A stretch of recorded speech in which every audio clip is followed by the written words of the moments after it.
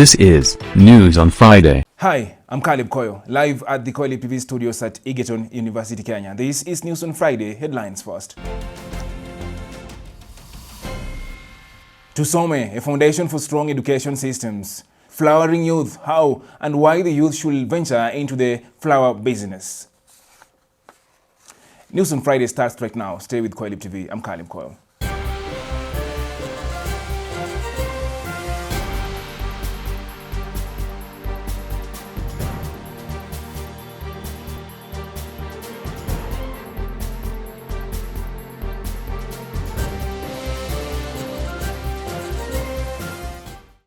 USAID Tusome Early Grade Reading is a flagship partnership between USAID and the government of Kenya's Ministry of Education. Tusome translates to Let's Read in Swahili, supports literacy development throughout Kenya, and fosters a reading culture among grade 1, 2, and 3 learners, including children with visual and hearing impairments. Learning to read fluently in primary school is a critical foundation skill and one of the greatest predictors of academic success for a young student. Tusome has so far provided reading instruction to over 7.8 million students in all public primary schools and is sustainably strengthening Kenyan's education systems. The lesson learned in the implementation have spread out throughout the educational community in the continent of Africa and elsewhere. Take a look.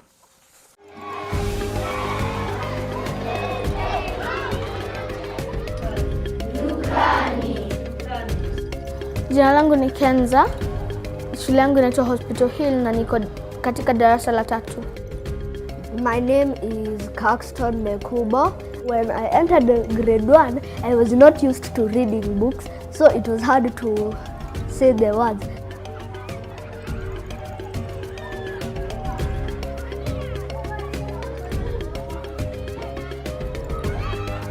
In Kenya, we've been working on early grade reading as one of those ways to help us enable Kenyan to get on its journey to self-reliance in the long run, and as a foundational skill for young people, ensure that they really know how to read well. Working with the US government, we focus on the literacy aspect. Then we were able to develop this Tusome program, which was focusing on improving the reading capacity of our children and the writing capacity of our children. Pretty much from the very beginning, it was a joint program, and now it's really a Government of Kenya program that USAID supports. Hivi vitabu vya Tusome vimenisaidia sana sababu zinakuelewesha hizo majina pole pole paka uendelee unaweza vitamka virahisi. When you read the story, there are these red spots, and when you don't understand them, they highlight them at the msamiati part, so you can get to understand them by reading those parts. Tusome program has made impressive results, especially in public schools. Learners there have acquired the 4 basic literacy skills, that is speaking, listening, reading, and writing.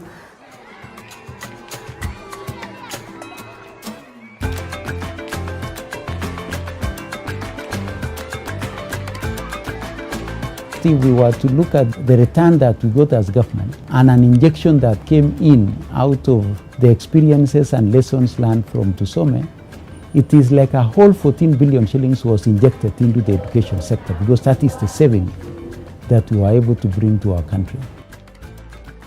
Of also importance is this reading benchmarks, which I have never had before, and we had to borrow heavily from Tusome. And also at this point, when we are reviewing the curriculum, those who are going to do competency-based assessment, we have realized the need for training, and that has come as a result of the experience that we have learned from Tusome. They were able to reach the teacher in the classroom and were able to give a lot of support as the program went on. And so as we came into the CBC, it is one of the things we found strong. As a project, it recognized the unique needs and the diversity of the different learners, especially those with visual and hearing disabilities. These teachers were given specialized training with the modification and adaptation of the reading material for the learners.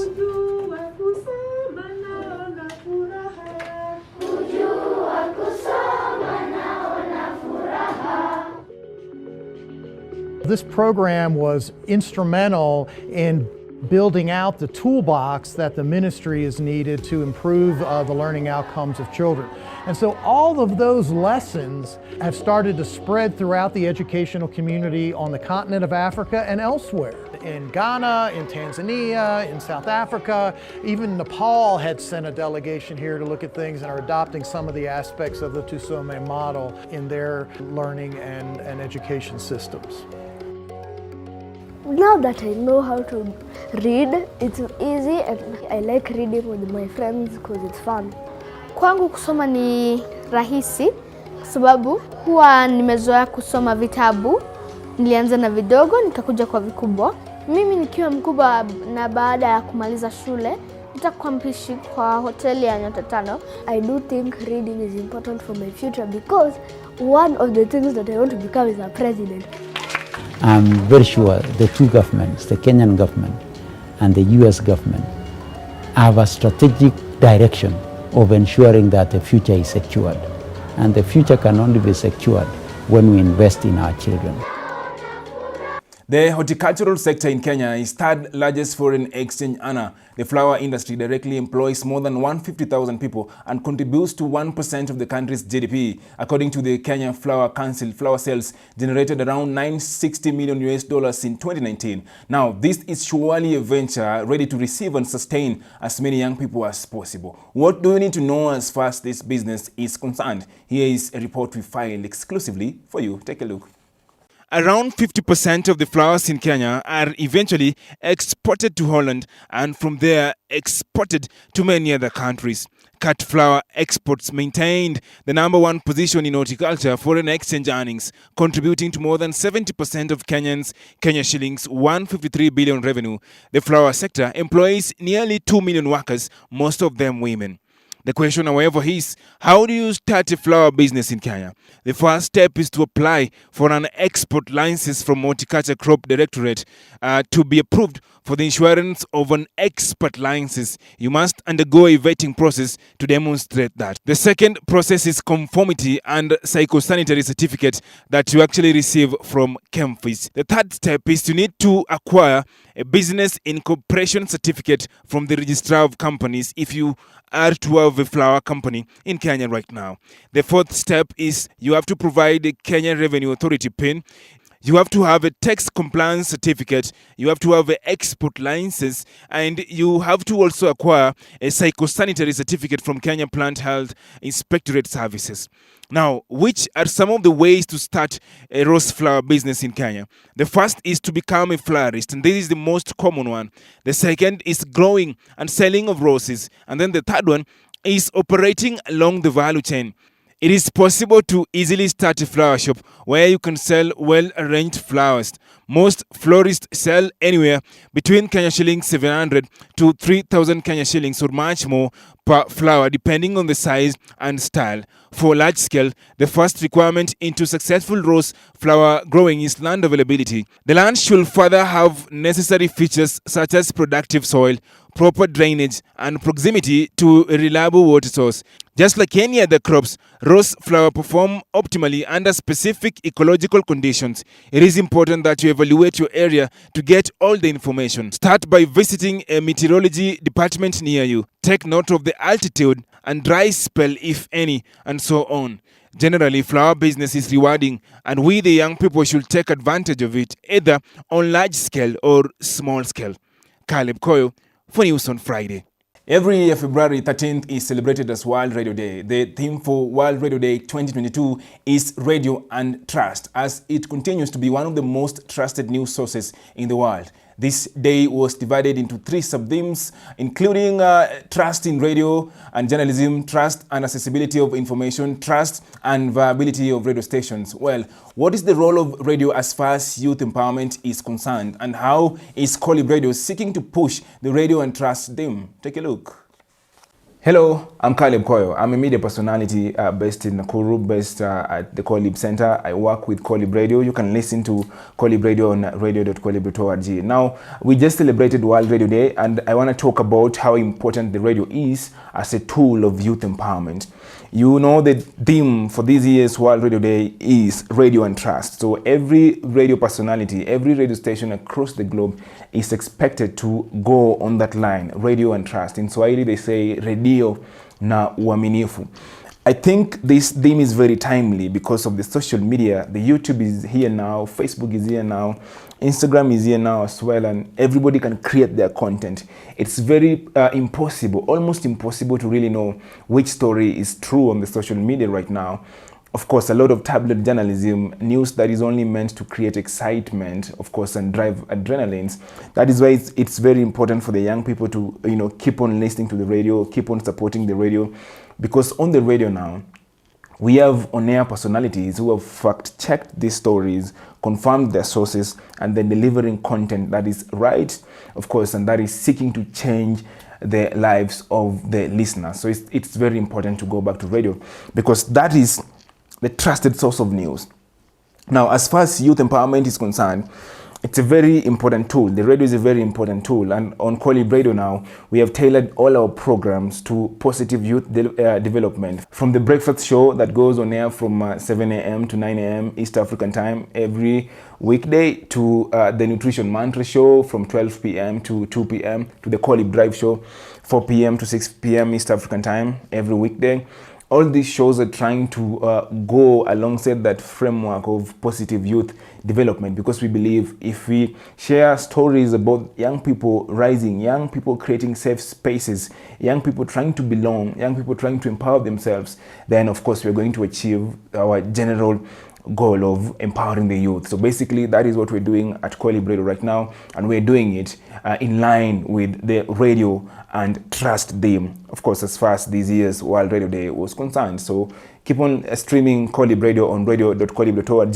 Download our application on Google Play Store right now, install on your smartphone.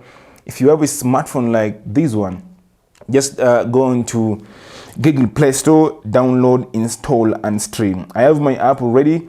Of course, I use it to stream, some really nice, empowering content on CoELIB Radio anytime. The app is also very compatible with iPhone, so everybody can actually have access to it, thanks to CoELIB developers, developers.coelib.org.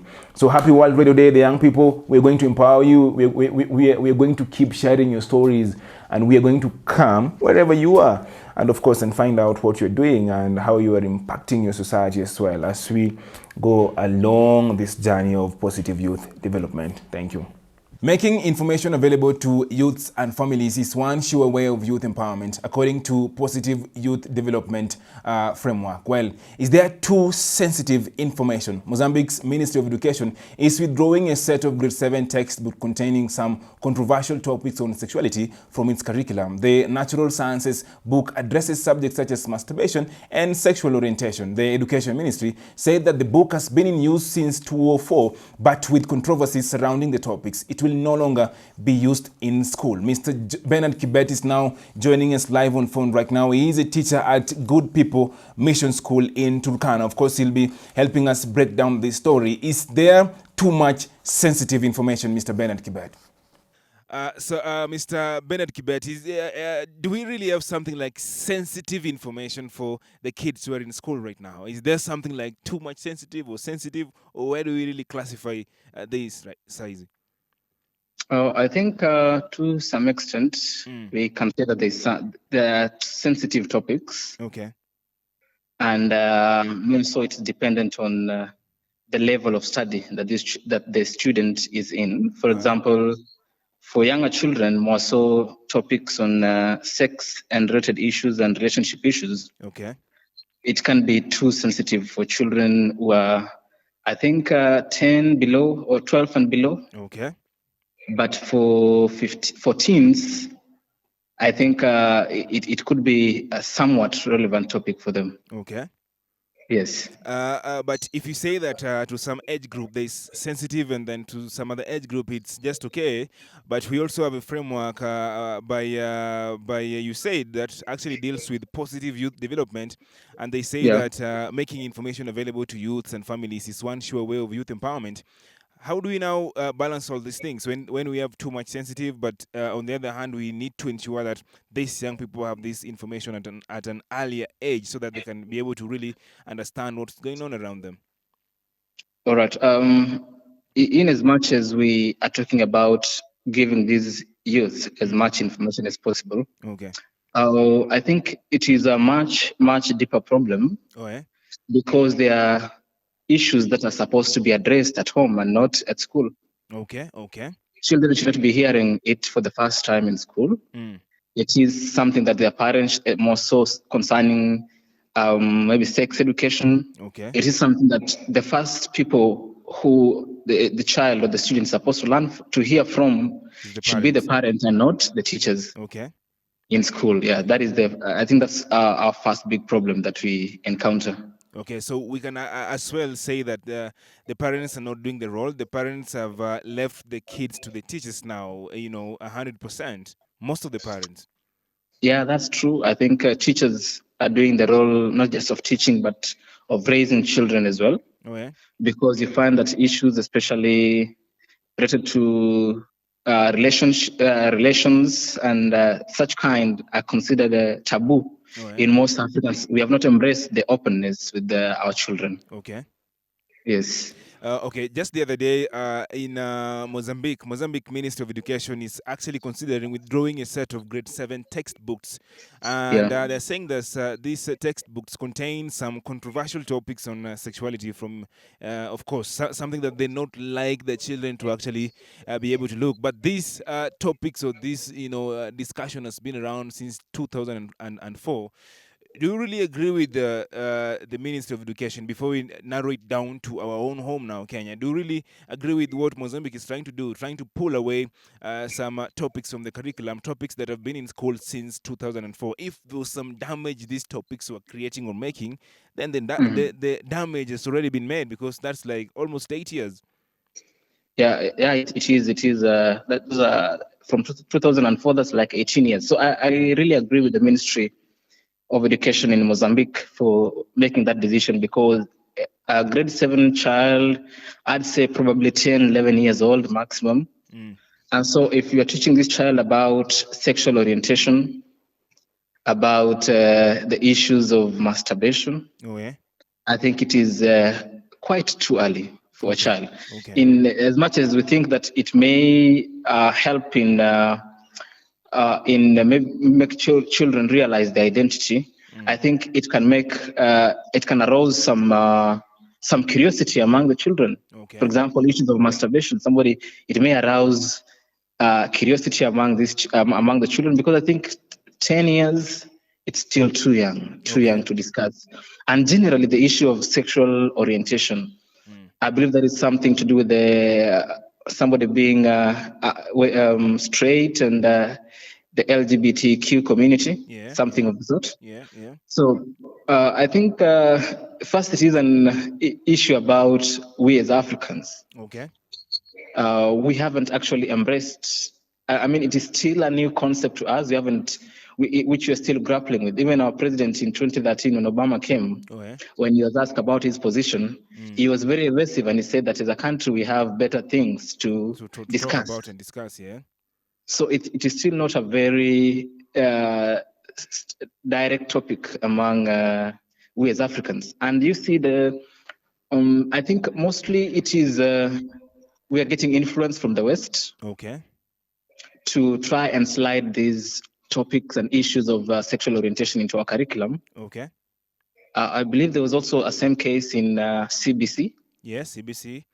Where there was a portrayal of a family as having 2 men and a child, and 2 women and a child. Yes.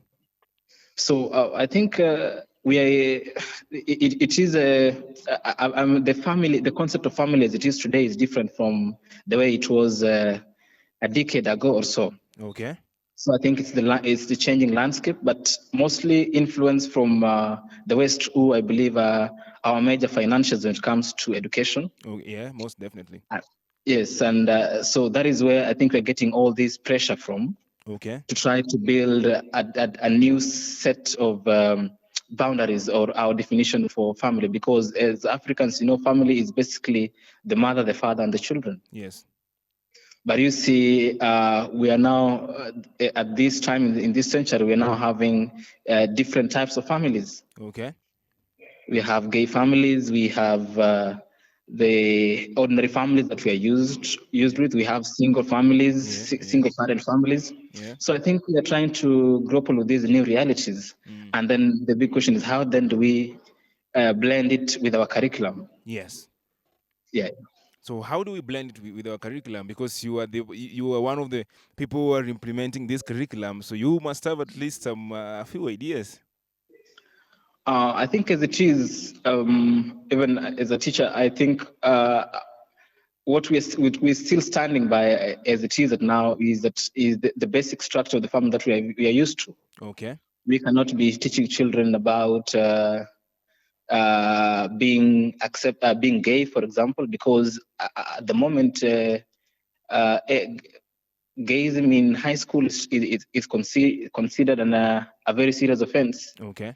So I think we still haven't embraced, and it is not something that I don't foresee us embracing it in our academics or in our education system. But in the society, it is happening.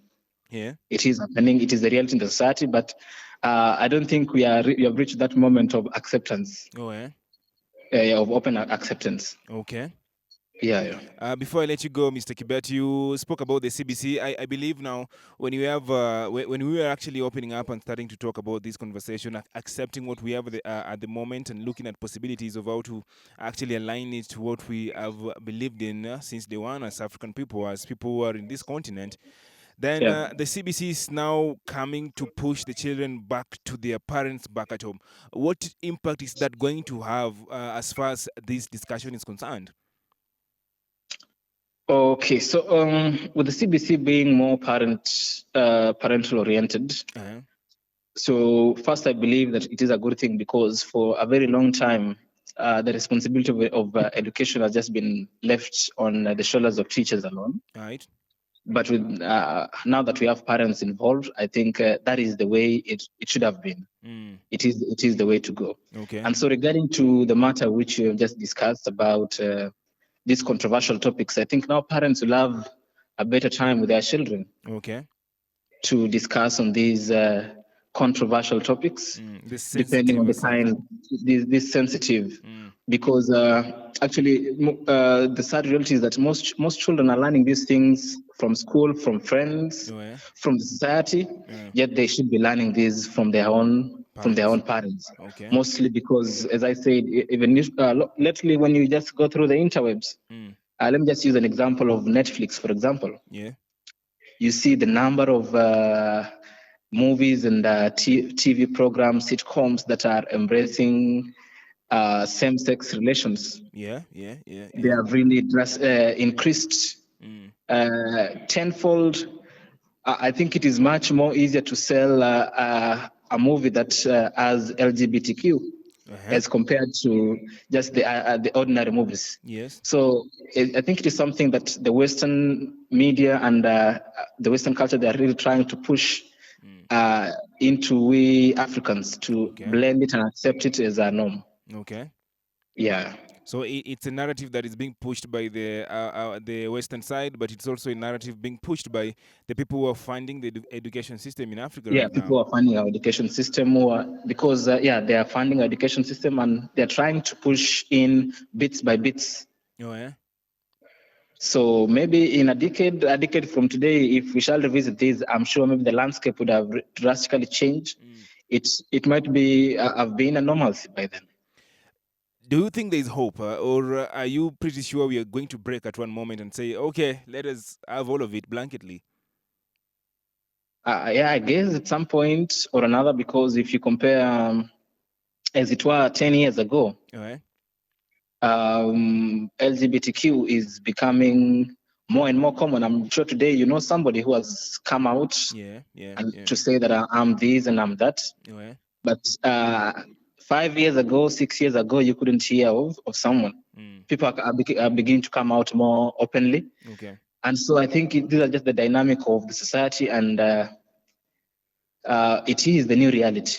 It is the new reality. Thank you so much for your time, Mr. Kibet. Say hi to my good people at the Good Mission.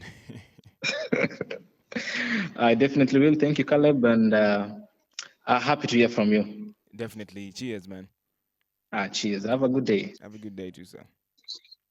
And of course, Mr. Bernard Kibet, thank you so much for your time. On that note, we take a very short breather here on News on Friday. When we come back, we have much more stories. Stick with us.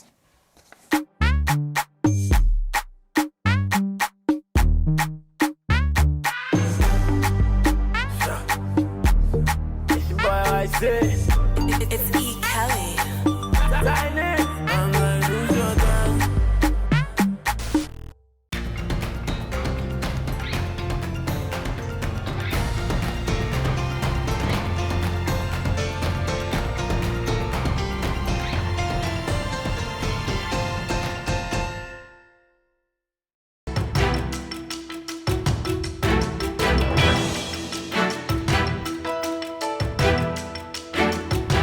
This is News on Friday. Welcome back. I'm Calebkoyo, live at the CoELIB TV studios at Egerton University, Kenya. News on Friday continues. According to Positive Youth Development Framework, providing the youth with an increasing amount of responsibility and independence allows them to grow and take up new roles in the society.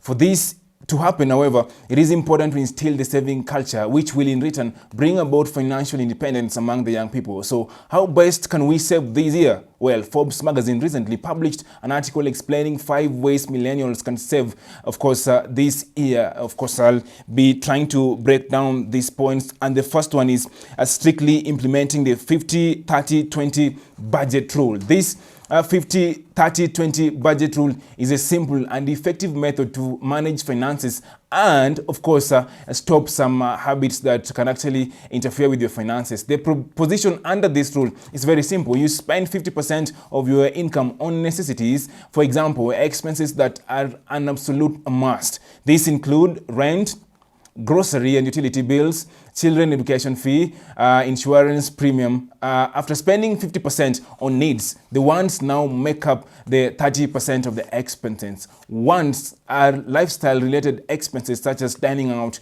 buying that expensive gadget that is beyond your reach, etc. More often than not, needs become wants when we take them beyond basics. After addressing the wants, millennials must save 20% of their income, hence bringing the 50-30-20 budget rule. The second step is start systematic investment plan, and by this actually is another way that you can actually get to save your capital this year. And just according to Forbes, this is the act of saving a specific amount of money, of course, by having that money deducted from your saving account and invested in your chosen fund on a very fixed date. That is done automatically by the bank. Another step is avoiding lifestyle expenses. Of course, we know that indulging too much in expensive lifestyle can provide to be very counterproductive. Thanks to digitalization, millennials can easily avail loans in just a few taps. There are multiple portals and apps from where one can apply for loans in just a jiffy. However, these lifestyle-related loans are costly in proposition. Another way actually is to buy health insurance. A medical plan can wipe out a chunk of savings at one go. Even a few days of hospitalization can result in bill running into lack of rupees. However, things can be different with a health insurance plan in place. A health plan prevents an out-of-pocket expenses and makes sure funds are not, of course, spent in areas that they should not be spent. The last step, according to Forbes magazine, is not to take unnecessary debts. Taking debts that is not required can, of course, become a tight noose around the neck of borrowers. Not every form of debt is bad actually. A debt availed to learn a new skill or buy an asset is a good one. But that one that meet, of course, expenses and lifestyles that you should not be affording at that particular moment should be avoided as much as possible. And according to Forbes, again, swiping credit cards for every small purchase is not a good idea, as credit cards interest are very high in Africa right now. So those are the 5 steps that you can actually go through so that you can ensure that you are saving perfectly this year. With just 6 months to go till the Kenyan general election, preparations are in full swing, but the Kenyan authorities seem to be struggling in at least one area, voter registration. The Independent Electoral and Boundaries Commission, IEBC, has been trying to get young adults who have become eligible to vote since the last polls in 2017 to register. In October, the commission set an ambitious target of adding 6 million to the voter register within 1 month, but only a quarter showed interest. This has so far set off alarm bells among political classes and commentariat. Politicians eyeing a run for office and their allies have been issuing increasingly strident calls for young people in what they consider to be their strongholds to go out and register. But why are the youth so reluctant to register as voters? And what is the reason behind all this historically? This is a report we filed explaining that. 6 months from now, Kenya will be conducting its general elections. The Independent Electoral Boundaries Commission, IEBC, has been preparing for this election since the last one. One of their major goals was to get as many youths as possible registering as voters. As of now, they have failed to do that. The number of the youth who have registered to vote is stagnating, something that is worrying the IEBC, because it is the youth who make up a bulk of eligible persons, or you can say the youth are the target population. Some of the reasons why the youth are not registering as voters is because they are fed up with being used by politicians. Anne Jerry, a fruit vendor in Muranga, says that she has registered as a voter, but she will not be casting a vote in the general election. This, she says, is because she has not seen any major positive impact made by the leaders she voted for in 2017. The youths are also decrying the high cost of living, sinking majority of them into poverty. Their leaders have not managed to make life affordable for them.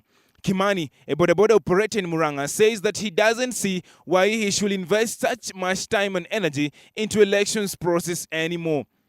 Generally, the youth need leaders who can break the cycle of disappointments. The IEBC and political leaders should do more in lobbying for young people to vote in the coming polls. For the youth to register as voters, they need leaders who can promise and deliver on empowerment manifestos that seek to create laws allowing them to have their business and innovations in place, and also to have clean and balanced environment to trade and do their businesses.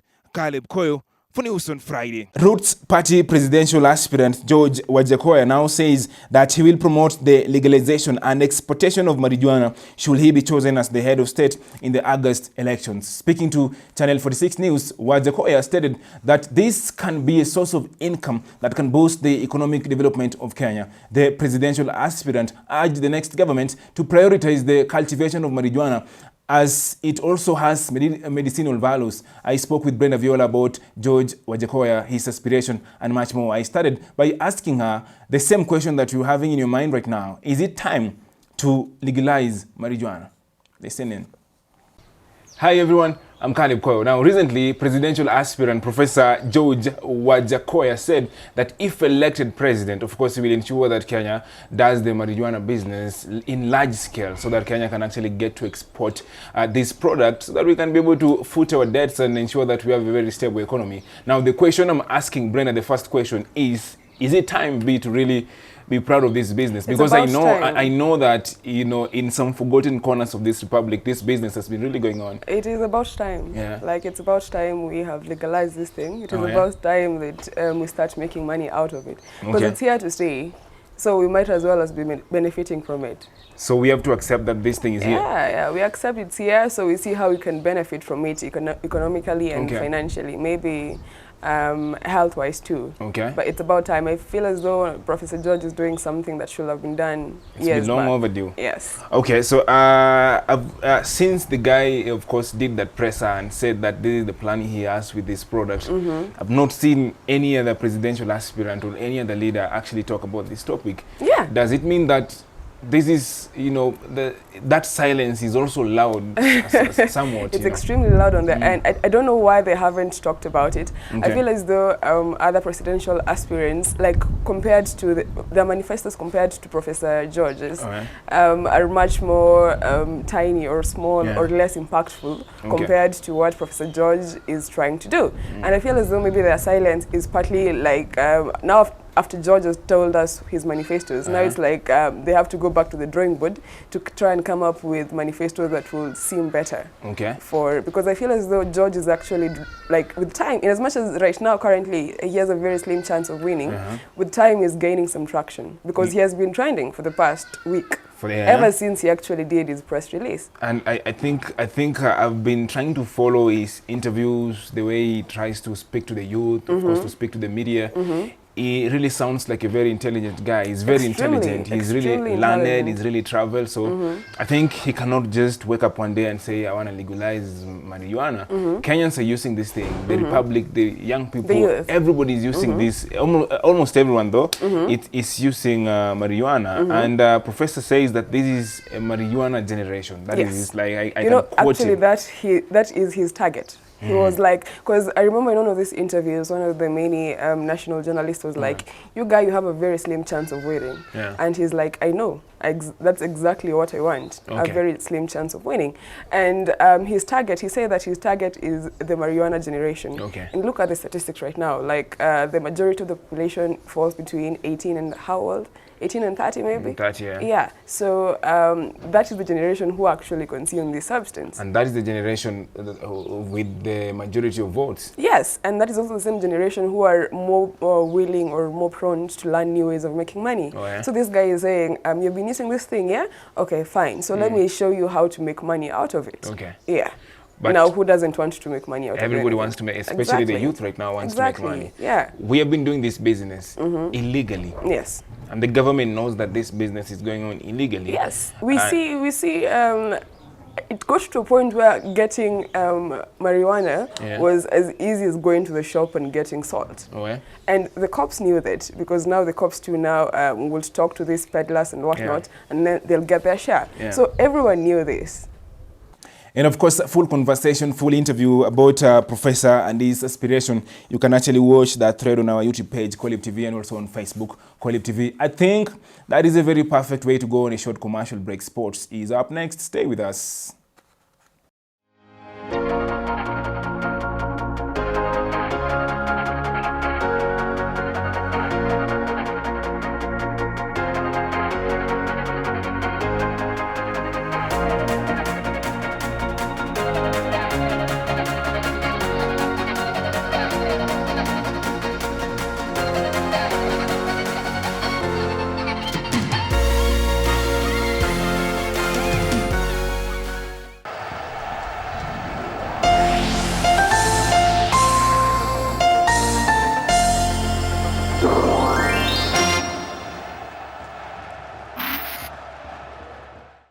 Welcome back. This is News on Friday, live at the CoELIB TV studios at Egerton University, Kenya. My name is Calebkoyo, and this is now the sports section. And this week on Bowler's Profile, we look at the Harambee Stars captain, fantastic Dorcas Shikobe. Of course, we understand that Dorcas Shikobe, also known as Doc, is born and bred in Kenya, with her favorite meal being a healthy meal of ugali and chicken. Her football journey begins way back in high school, where she received the first call-up to Harambee Starlets, the Kenya women national team. However, she was not retained in the final squad of the national team up until her third call-up in 2015, where she made a debut against Uganda.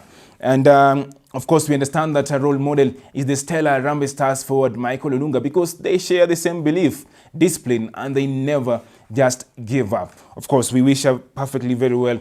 Dorcas is actually 32 years of age, but she's still in the Rambe's talent squad right now, providing advice, support, psychological on and off the pitch, so that, of course, our girls can actually progress well. From Captain Fantastic, we now come to the end of this week's episode of News on Friday, live at the CoELIB TV studios at Tigeton University. Listen to me every day of the week from Monday to Friday, 7 a.m. to 9 a.m. East African time on CoELIB Radio for the biggest breakfast in Africa, CoELIB Breakfast. Log on to radio.coelib.org and do not forget to download the CoELIB Radio app on Google Play Store. Of course, until next time, I'm the once amazing, always amazing. Whatever you do this week, just remember to be amazing. Listen to Nutrition Mantra on CoELIB Radio every day of the week from 12 p.m. to 2 p.m. Listen to CoELIB Rev as well from 4 p.m. to 6 p.m. each and every day of the week. I'm the once amazing, always amazing. Again, cheers. Have a nice time.